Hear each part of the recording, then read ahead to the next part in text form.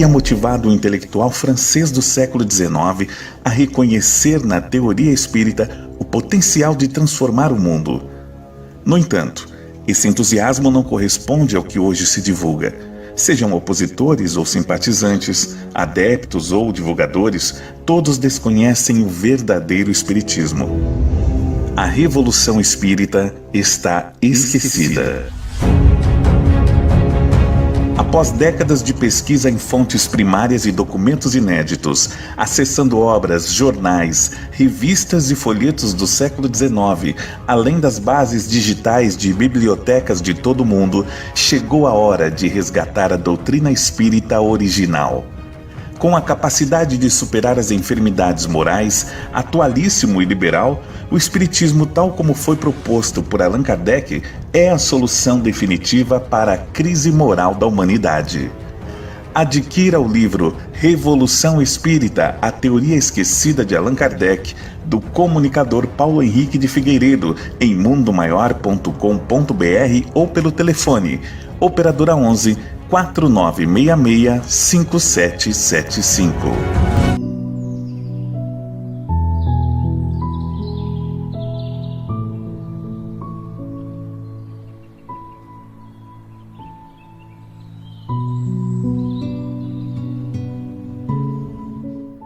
Boa noite a todos. É um prazer estarmos aqui juntos nesse momento de reflexão. E é uma alegria estar com todos os amigos do Centro Espírita Zil da Gama. O nosso abraço a todos os companheiros e companheiras de todas as partes que nos acompanham nesta noite.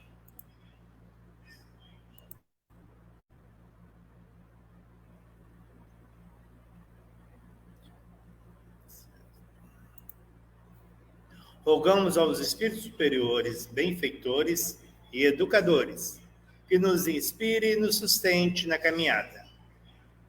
Que possamos colher neste momento de reflexão que o companheiro João Peranto, muito além da... Que possamos aprender dessas lições para a nossa caminhada, a evolução espiritual, e que a paz se faça hoje e sempre em nossos corações. João, a sala é sua. Boa noite a todos os presentes, boa noite também a quem nos assiste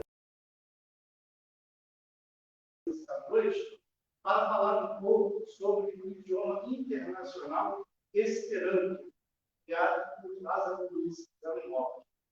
Durante a nossa palestra, nós vamos falar tanto do criador do Esperanto quanto do próprio Esperanto. E nós vamos verificar que realmente o Esperanto é muito mais do que um simples idioma. Bom, o que é exatamente o Esperanto? O Esperanto, ele é um idioma planejado, ou seja, é um idioma artificial. Ele foi construído, tá? E ele é um idioma internacional artificial mais falado do mundo. Existem outros aí também, tem o tal de Lunatic também, mas nenhum deles chega aos pés da genialidade do Esperanto, como nós vamos ver durante a nossa palestra de hoje. E o Esperanto ele foi criado por um médico oftalmologista polonês, judaico-polonês, o Dr. Lázaro Luiz Zamenhof, e a primeira edição foi lançada no ano de 1887. Ele foi criado com o objetivo exclusivo de servir como um idioma auxiliar internacional para a comunicação entre as pessoas de nacionalidades diferentes, né, sem aquele pejorativo de um idioma ser considerado mais importante do que o outro. Bem, muita gente pergunta o seguinte: mas o inglês já não é um idioma internacional? Bem, o inglês ele é considerado, sim, um idioma internacional. Porém, ele é um idioma nacional, ele não é neutro. Se a gente perguntar, por exemplo, para um francês, se ele concorda que o inglês é um idioma internacional, ele vai te explicar um pouquinho. Por quê? Isso é um fator de dominação. Só porque a economia americana atualmente é a maior do mundo, não significa que ela tenha que dominar todos os países do planeta através do próprio idioma. Ou seja, obrigar todo mundo a falar o idioma dela, porque ela é uma superpotência econômica. E o Zamenhof, que era o Esperanto, ele era contra isso. Né? E nós vamos ver, daqui a pouquinho, quando a gente falar sobre a vida do Zamenhof, né? O porquê que ele tinha esse pensamento, né? Que é, inclusive, um pensamento humanitário. Por quê? Não aceita imposições. O Esperanto ele foi fundamentado na lógica e na simplicidade. Utiliza como base, para nós é até um benefício, né, o alfabeto latino, línguas românicas, germânicas e eslavas. Eu fico imaginando o chinês e o japonês aprendendo Esperanto. E lá na China e no Japão, o Esperanto é muito bem divulgado e muito falado, inclusive. Né? E a escrita deles é aquela escrita através de símbolos. Então, para eles aprenderem um idioma ou uma escrita que eles não estão acostumados, é muito mais difícil até do que a gente, por exemplo, aprender o italiano, o francês ou o próprio inglês, né? Por conta da diferença da própria escrita. E, no entanto, o Esperanto é tão fácil de ser aprendido que eles aprenderam. Vamos falar um pouquinho agora da biografia do Zamenhof, o criador do Esperanto. Tá? A gente tem aí alguns nomes que a gente trabalha, né? O nome original dele, Ludwig Leszek Zamenhof, que é difícil de falar, né? Porque é o nome original dele, lá da Polônia, né? Ludovico Lázaro Zamenhof seria o nome dele escrito em Esperanto. E para nós aqui, traduzindo para o português, o nome dele seria Luiz Lázaro Zamenhof. Ele nasceu em Białystok, na antiga Rússia, né? Atualmente Polônia, em 15 de dezembro de 1859 e desencarnou em Varsóvia no dia 14 de abril de 1917. Ele era filho de Rosália e Marcos Zamenhof. A mãe dele, Rosália, era uma pessoa boníssima, cuidava dele com carinho, né? Atendia às solicitações dele. E o pai dele era uma pessoa extremamente rígida. A gente não pode dizer que ele era um mau pai, não era esse o caso, né? Porque ele era muito preocupado com o futuro do pequeno Luiz Zamenhof, né? E a gente vai ver outras questões aí envolvidas na criação do Esperanto, mas o pai Zamenhof era uma pessoa extremamente rígida, né? Como era também a maioria dos pais daquela época, a gente sabe disso. Né? E o Marcos Zamenhof era professor de geografia e de línguas modernas. E dos 17 aos 18 anos, né, quando ele estava no ginásio, ele começou a preparar as primeiras versões iniciais aí, esperando os primeiros assuntos, os primeiros estudos, né? Porque para a gente criar um idioma não é coisa da noite para o dia. Envolve aí vários estudos durante vários anos para a gente chegar a alguma coisa a conter que vale a pena a gente chamar até de idioma. E nós vamos ver também toda a genialidade de Zamenhof na criação do Esperanto. E, posteriormente, a família de Zamenhof mudou-se para Varsóvia.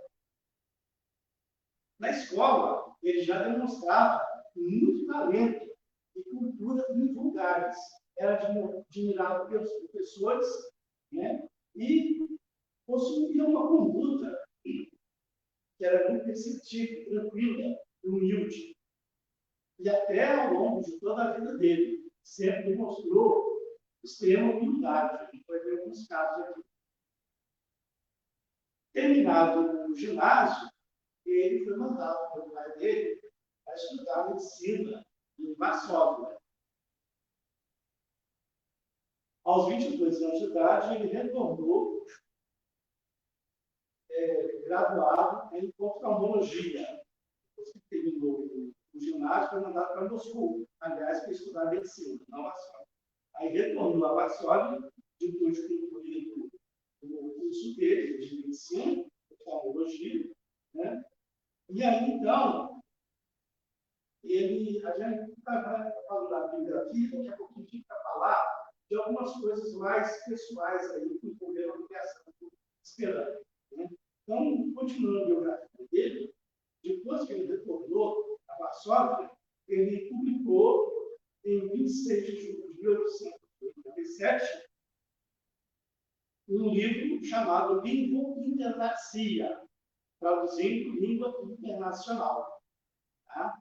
Sob o pseudônimo de Dr. Esperanto. Aqui a gente já começa a ver a humildade dele. Ele não colocou o nome dele nessa obra, colocou um pseudônimo, igual Kardec também fez, né? Nas obras do Espiritismo, nas obras básicas. Ele casou-se com Cláudio Pernice, com quem teve 6 filhos.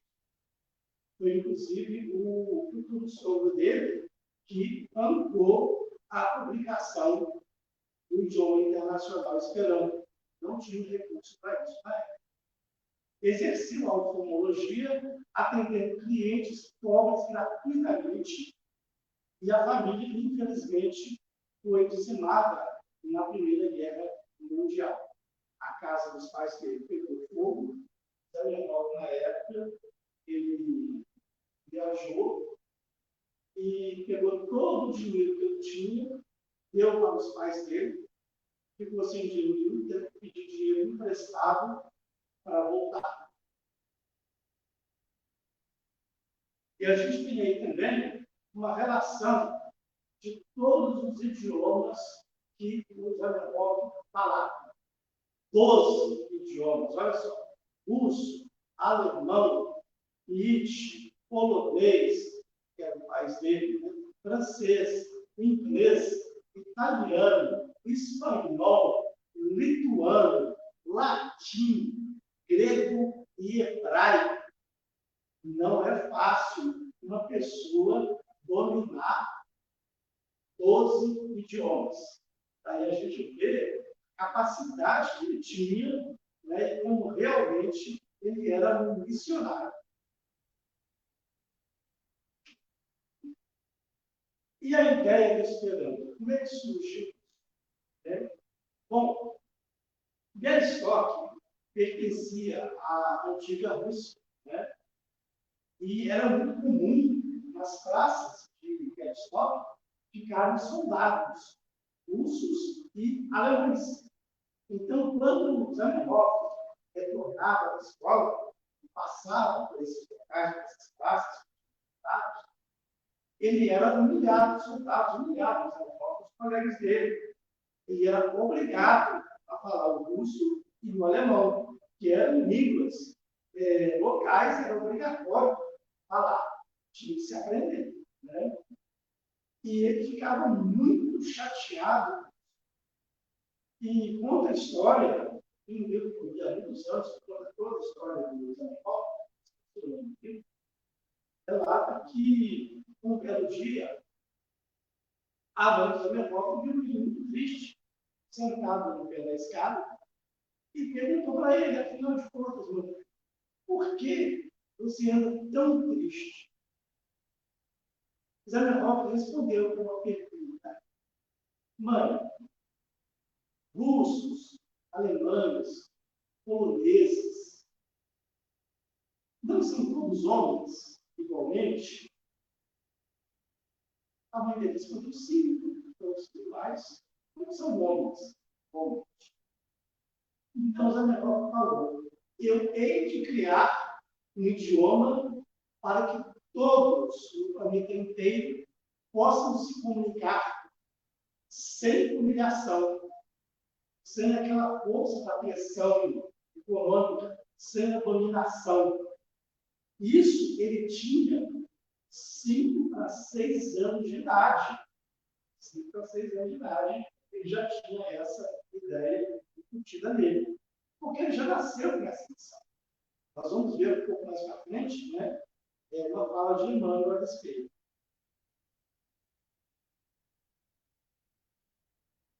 Na 5ª série primária, ele começou a estudar o inglês, o francês e o alemão. Iniciando o curso ginasial, passou a estudar as línguas latina e grega.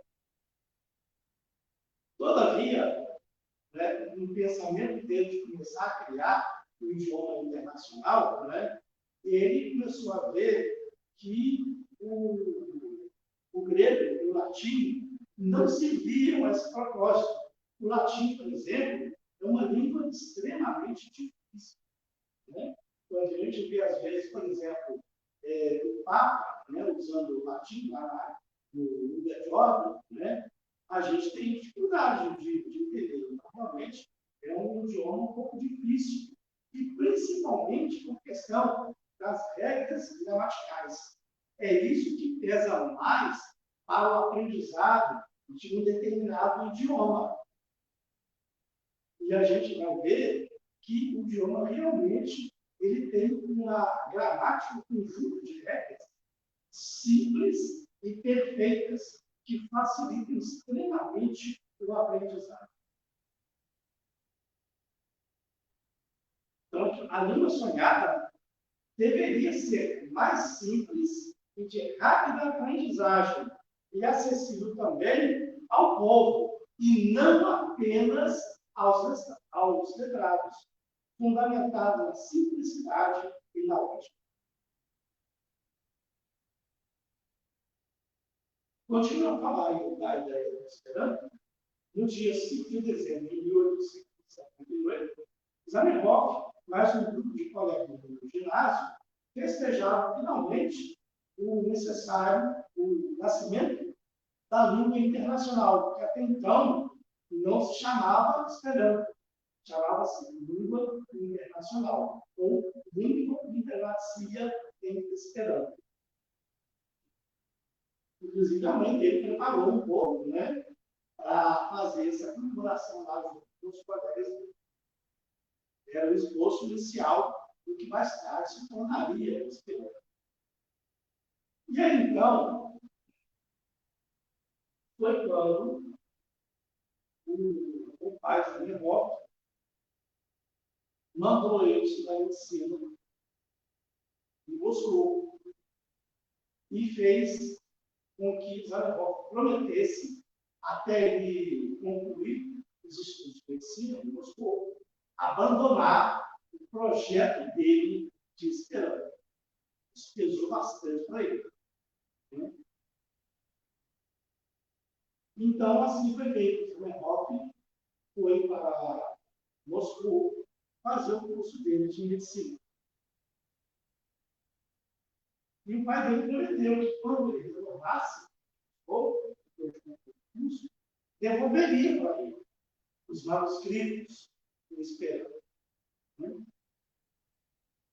E quando Zamenhof retornou, o que aconteceu? A primeira coisa foi ele procurar para a mãe dele, né, sobre os manuscritos, queria ver os manuscritos do Esperanto para retomar o projeto da língua internacional. Só que o que tinha acontecido? O pai de Zamenhof tinha queimado os manuscritos. Queimou todos. Zamenhof, ao invés de desistir e ficar transtornado por isso, não. O que ele fez? Ele tinha tudo na cabeça, ele era um gênio. ele refez tudo, todas as regras gramaticais, vocabulário do Esperanto, e ainda melhorou. Ainda melhorou. Então, a gente vê como a perseverança, né, ela traz resultados grandiosos.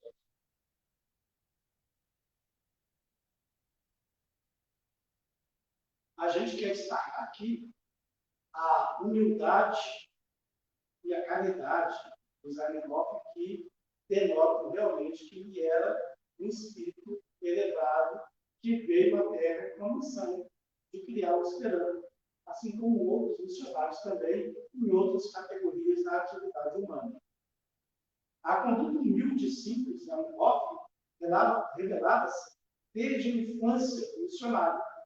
O conceito humanitário para a Terra do Esperanto denota a nobreza do seu caráter e sua evolução espiritual. Toda a vida do Zamenhof, do Esperanto, foi tecida de sacrifícios, abnegação e devotamento. Espírito verdadeiramente superior, era extremamente humanitário e solidário. Cultivava a tolerância e era afável com todos, nunca perdendo a oportunidade de ser caridoso.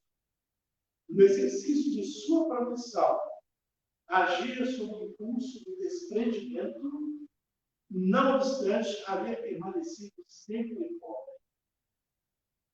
Dos camponeses, jamais exigia honorários, chegando mesmo a dar-lhes dinheiro e a pedir a fazendeiros ricos auxílio para o socorro de sua clientela sem. A gente vê como realmente ele era humilde, né, por conta dessas questões aqui. Ó. A adoção do pseudônimo, doutor Esperanto, né, a gente vê que ele não era orgulhoso, né? Ele poderia ter usado o próprio nome na publicação da língua internacional, mas ele preferiu utilizar um pseudônimo. Não aceitava o título de mestre. Era mestre, efetivamente, mas não aceitava esse título. Denominava-se apenas o iniciador do Esperanto. Oferecia consultas gratuitas aos pobres e orientou seu filho, também médico, a seguir o exemplo dele.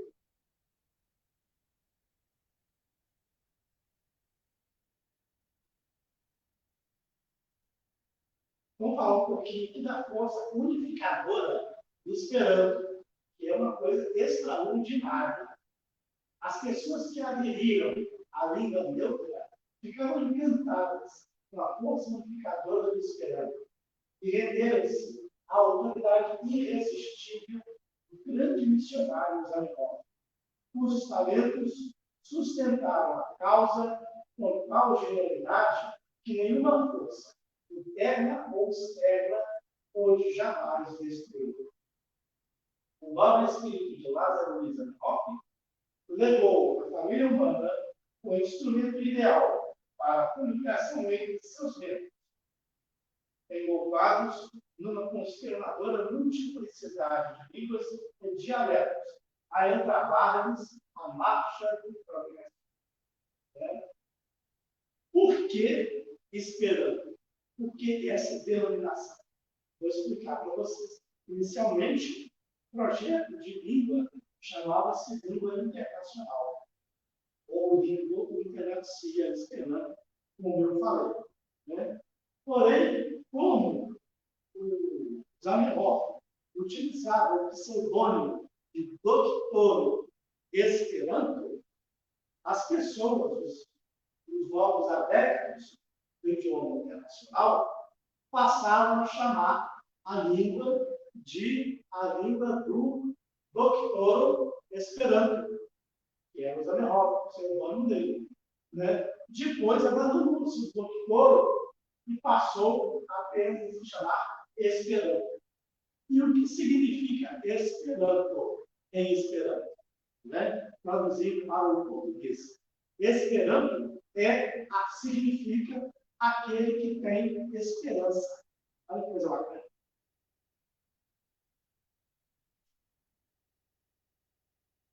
A gente vai apresentar aqui agora rapidinho a cronologia do esperanto.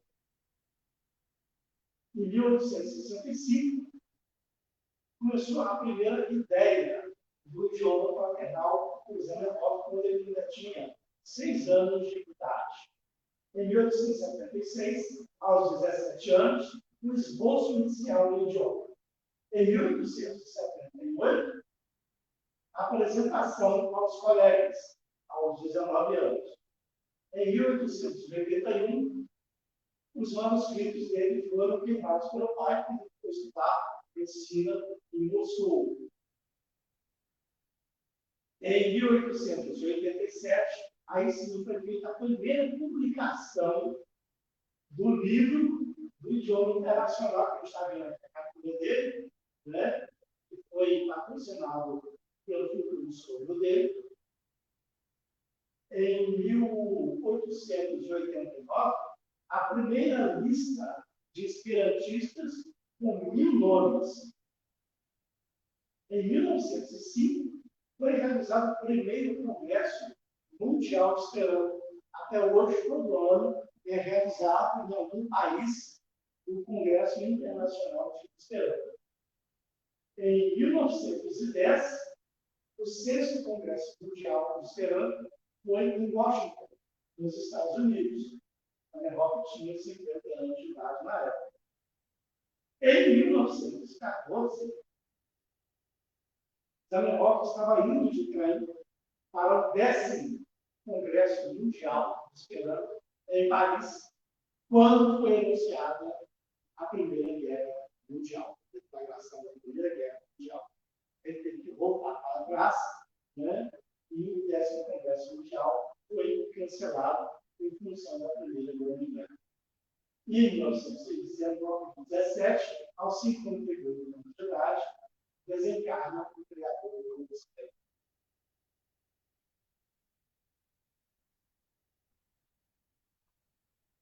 O Esperanto, gente, ele é realmente um ideal de fraternidade. Tanto é verdade que os esperantistas do planeta inteiro se cumprimentam utilizando a palavra do Esperanto, chamada samideana, como se fosse um cumprimento carinhoso. É aquele que compartilha o mesmo ideal. É o que significa samideana. Tá? Fraco é irmão em Esperanto. Os esperantistas que viajam para outros países têm a oportunidade de se hospedar na casa de esperantistas do país onde ele vai, né? E é tratado como irmão realmente quando chega lá. A gente conhece vários casos.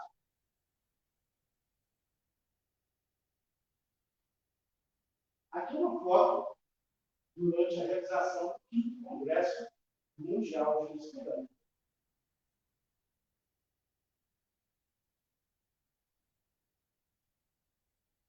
Aqui nós temos alguns símbolos do Esperanto. Tá? A estrela, a bandeira do Esperanto, não tem bandeira. Tá? O Esperanto também utiliza frequentemente a pomba, né, que é o símbolo da paz. Né? E as cores do Esperanto são o verde, que é o verde da esperança, e o branco da paz.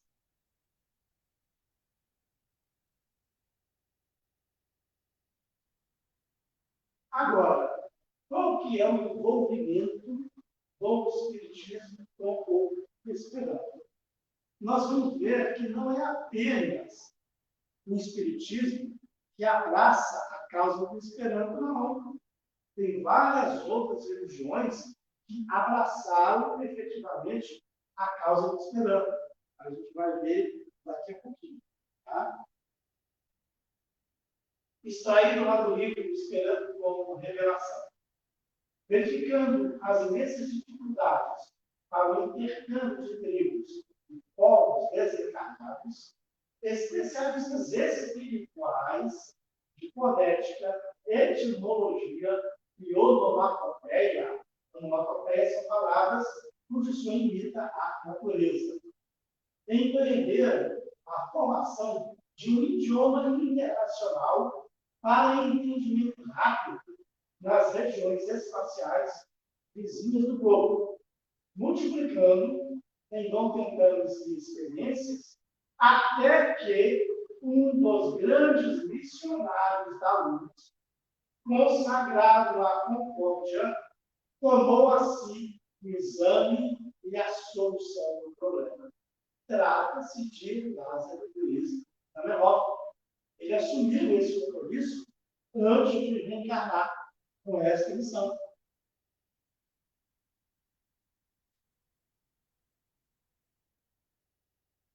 A língua auxiliar esperanto é um dos chamamentos mais fortes à fraternidade já ouvidos sobre este planeta empobrecido de valores espirituais. Sua missão é a grande tarefa de unificação e confraternização, objetivando a união universal. Seu princípio é a concórdia e os seus apóstolos são igualmente companheiros de trabalho de todos os que se sacrificam em favor do divino ideal de solidariedade humana. Está lá, mensagem de Emmanuel, com o título A Missão do Esperanto.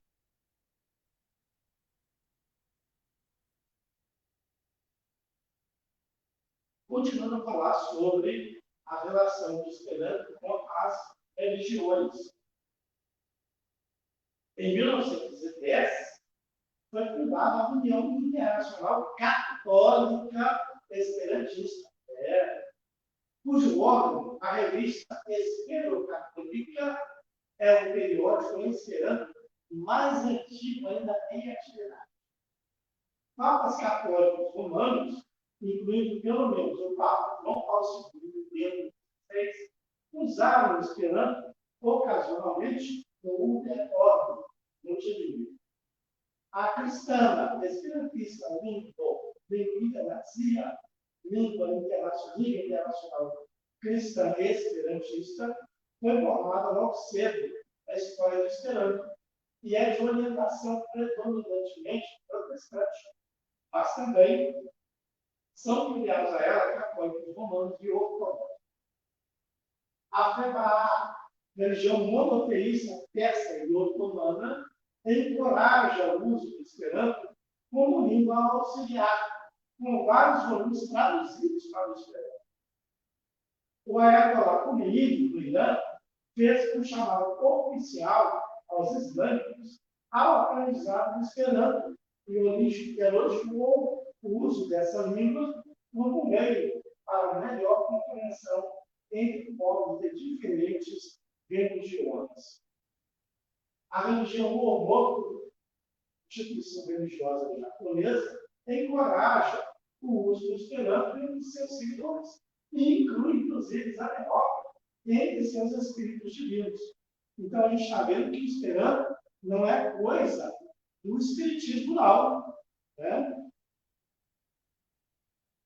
O espiritismo, assim como outras religiões, adotaram o ideal esperantista justamente por causa do propósito humanitário e paternal do idioma nacional.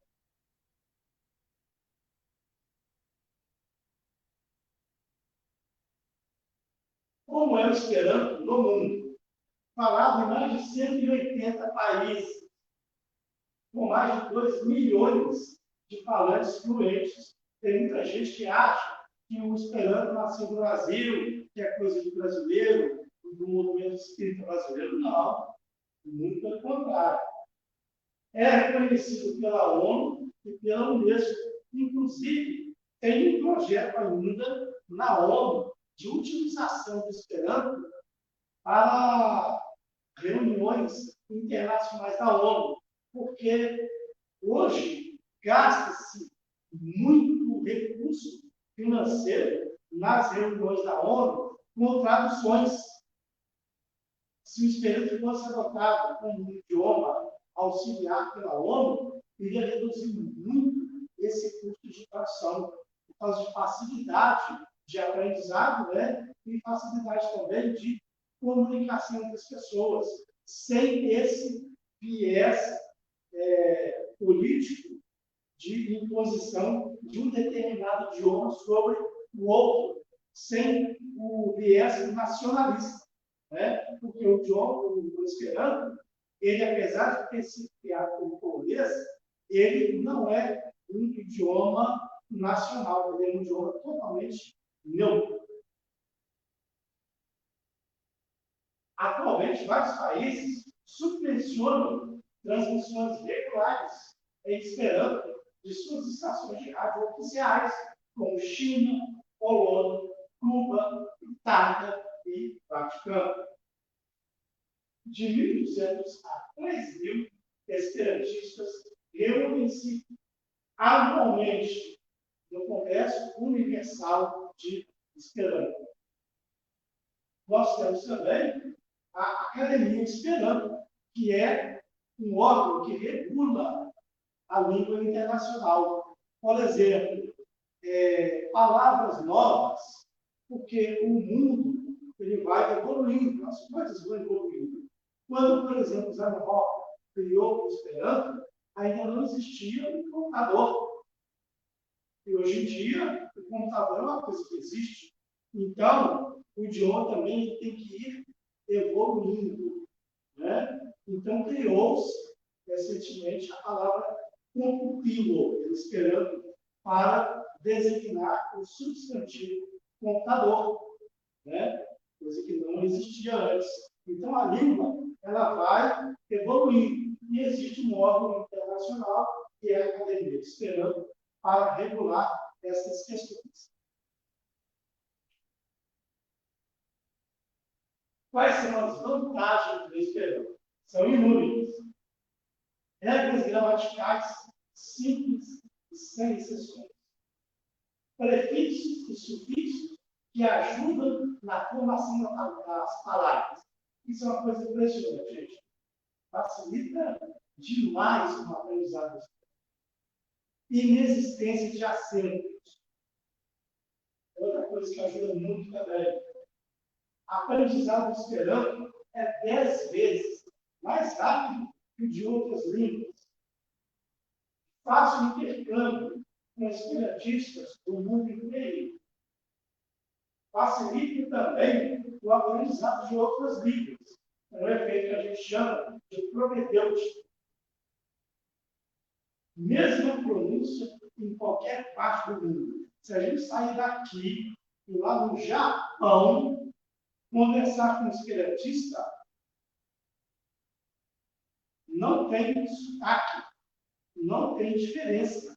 Porque cada letra do Esperanto tem um som específico, não muda. Então, o Esperanto não tem sotaque, não tem, por exemplo, expressões idiomáticas que a gente chama, né? Que são aquelas palavras que não estão no vocabulário e que a gente usa no dia a dia. O Esperanto não tem isso, né? O Esperanto também não tem, tipo a gente usa aqui no português, né? Vamos dar um exemplo. Vai no açougue comprar um quilo de carne, né? Principalmente mineiro, né? Adora arredondar as coisas. Esperanto não tem isso. Todas as palavras são pronunciadas da mesma forma em qualquer lugar do planeta. Não tem sinônimos, o que reduz bastante o vocabulário do Esperanto, facilitando também o aprendizado. Traduções mais exatas e rápidas, justamente por conta da redução do vocabulário e das regras gramaticais que facilitam a compreensão das coisas. Mesmo sem saber determinada palavra, sabendo-se as regras do Esperanto, a gente pode perfeitamente escrever e falar determinada palavra que a gente nunca tenha ouvido. Isso no dicionário do Esperanto.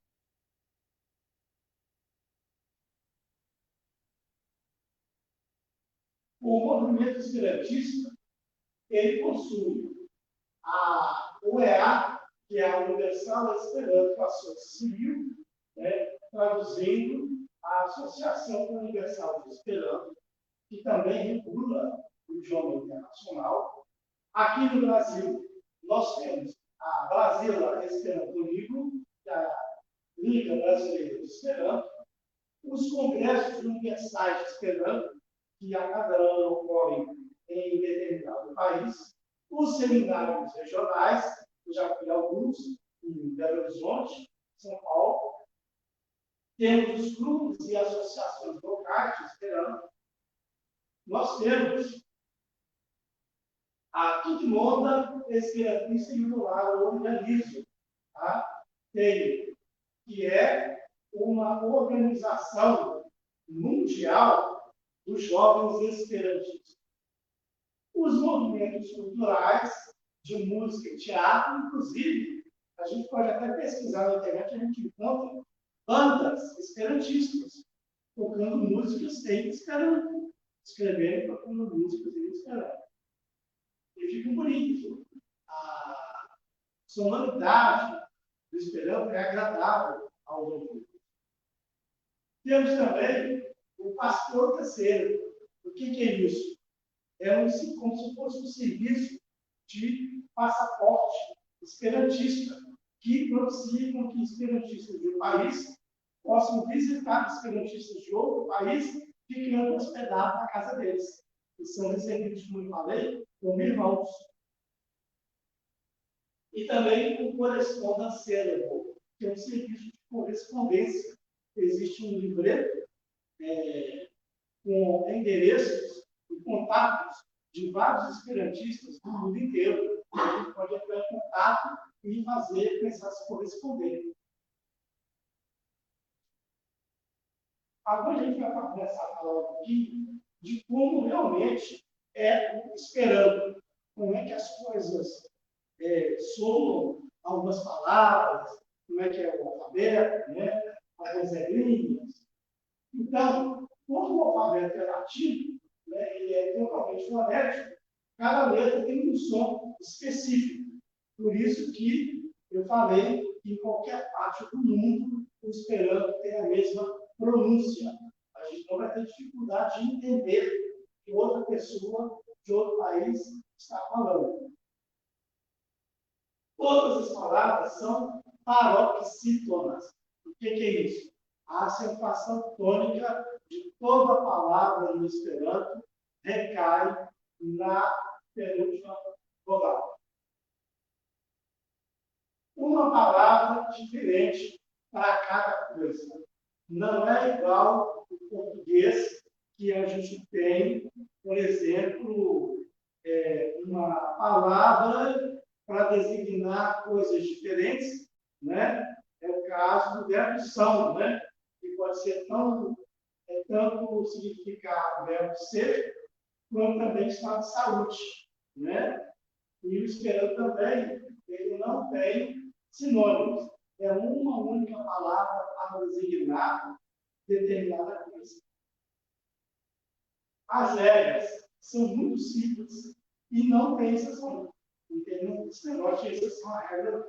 Tá? Aqui eu trouxe alguns exemplos. Deixa eu dar uma olhadinha no tempo aqui. Como é que a gente está?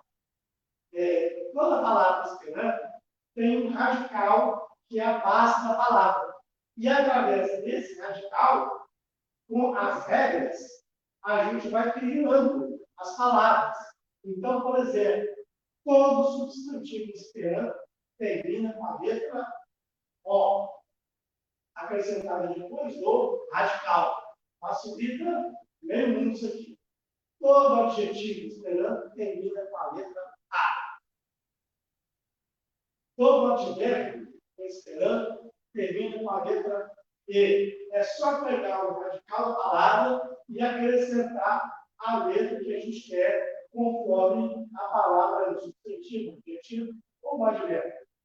Verbo, no infinitivo, termina com a letra I, acrescentada depois do radical da palavra. Verbo no presente, termina com com as. Todos eles, sem exceção. Passado termina com is. Futuro termina com os. Condicional termina com os. Imperativo termina com o.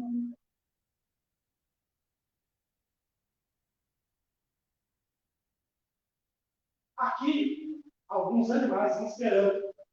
Ácaro é o javali, vírgo é o passarinho, pássaro, né? Estou falando só para vocês terem uma ideia de como soa o esperanto. Elefanto, camelo, cunífero, coelho, leono, leopardo, lupo, raposa, serpento, simio, sim. Vocês vão reparando que a cônica é sempre na penúltima vogal. Tigro, tigre. Urso. Bom, gente, e falando de literatura, tem esperanto. Como é que é isso? O que a gente tem disponível? Mais de 25 mil livros em esperanto. Tanto obras originais como traduzidas. Além de mais de 100 revistas editadas regularmente. Eu vou mostrar um exemplo para vocês. O Velho Testamento já foi traduzido pelo próprio Zamenhof para o esperanto. Posteriormente também foi traduzido o Novo Testamento. As obras básicas do Espiritismo foram traduzidas para o esperanto. Obras de Emmanuel e André Luiz também temos disponível em esperanto. Obras de Leon Denis e outros autores. Obras até de Machado de Assis, nós temos traduzidas para o esperanto. E também livros técnicos e científicos. É muito comum a gente encontrar na China e no Japão livros técnicos escritos em esperanto. Terem uma ideia. Olha aí as obras básicas em esperanto. Na Bíblia dela escrito aí, na Bíblia dos Espíritos, no Evangelho lá, o Espiritismo, o Evangelho do Espiritismo, na Gênesis, a Gênese, na Bíblia da Bíblia, o livro dos médiuns, e na Tielo, que era inteiro, céu e terra. Aqui algumas obras de Emmanuel, traduzidas para o Esperanto, a Tanto do Miguel, há 2000 anos, lá Consolando, o Consolador, Paulo Stefano, e Sublabório ao Aluno, a caminho da luz.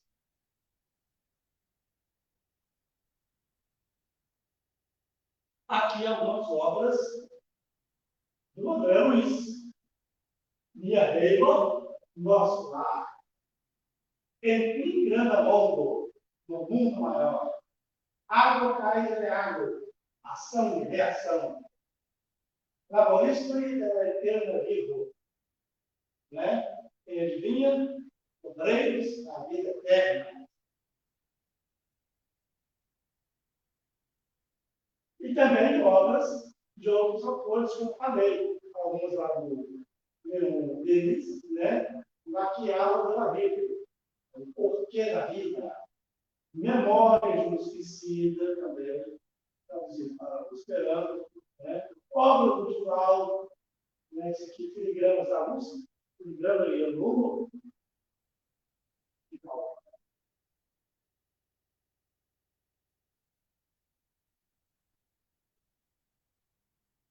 Essa revista aqui, gente, a revista Monarca, ela tem a edição mensal. Ela é uma revista editada lá na Bélgica. Tá? É uma revista internacional, publicada mensalmente, como eu falei, pela Landa Esperanto Ligo, da Bélgica, contendo artigos sobre política, cultura, ciências e atualidades. As matérias são escritas originalmente em Esperanto, são traduzidas não, tá? Originalmente em Esperanto, por correspondentes de 45 países. E possui leitores em 65 países. Olha só aqui, ó. E temas sobre psicólogos, né? Aqui, ó. Novo Legal ali, Nova é no Japão, temos atuais, temos diversificados. O chinês e o japonês lê muito essa revista.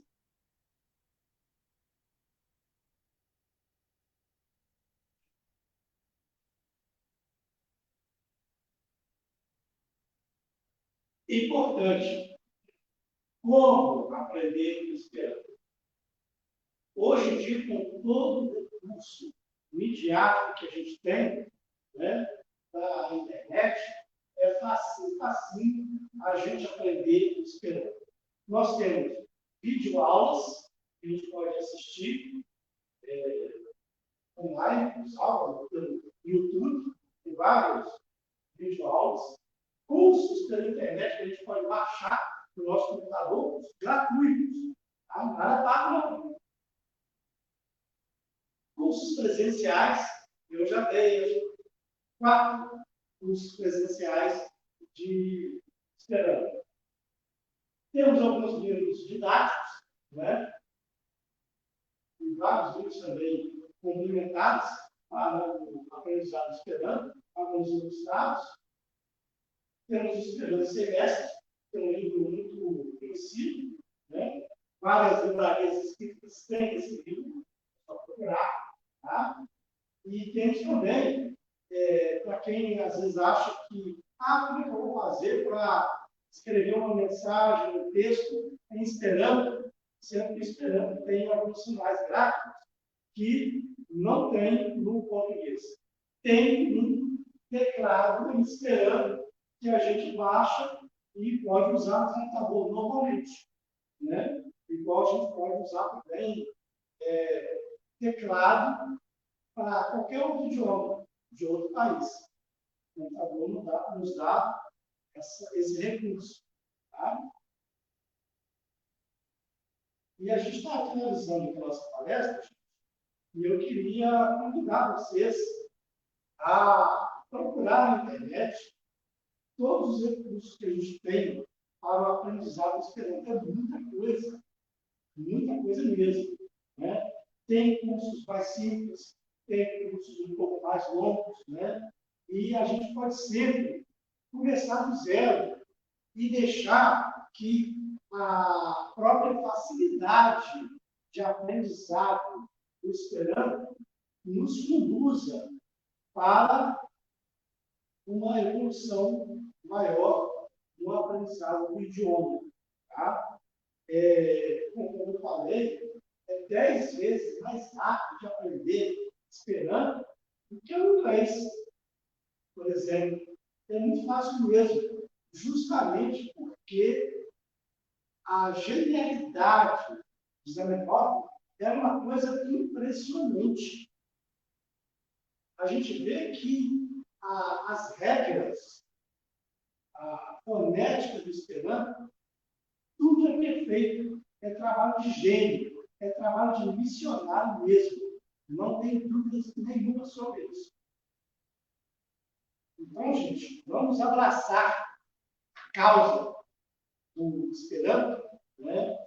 Nesse mundo que está tão necessitado de humanismo, de colaboração, de autocompreensão, que são os objetivos, né, do Esperanto.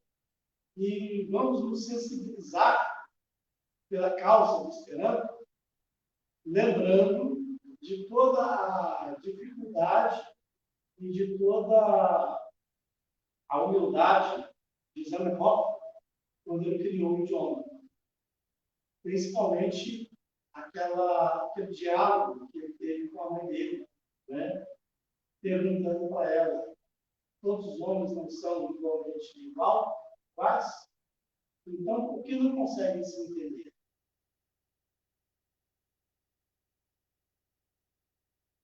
Bom, gente, me despedindo. Aí o nosso planeta de escola. Passo com Jesus. Passo com Jesus. Muito obrigado. Boa noite a todos.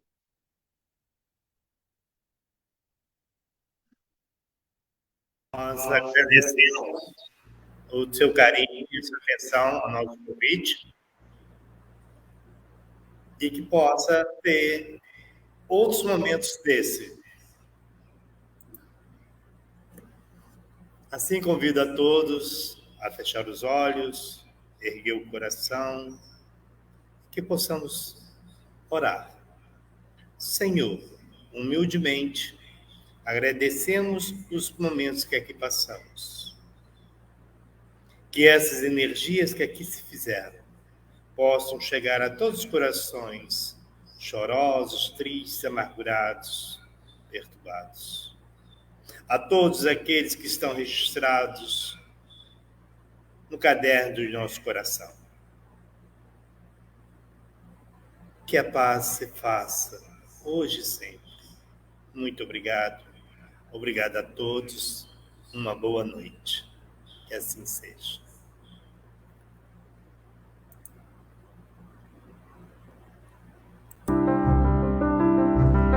Audio Jungle.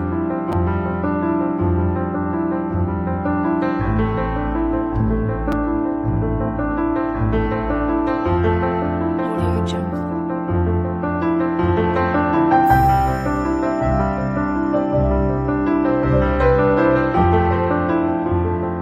Audio Jungle.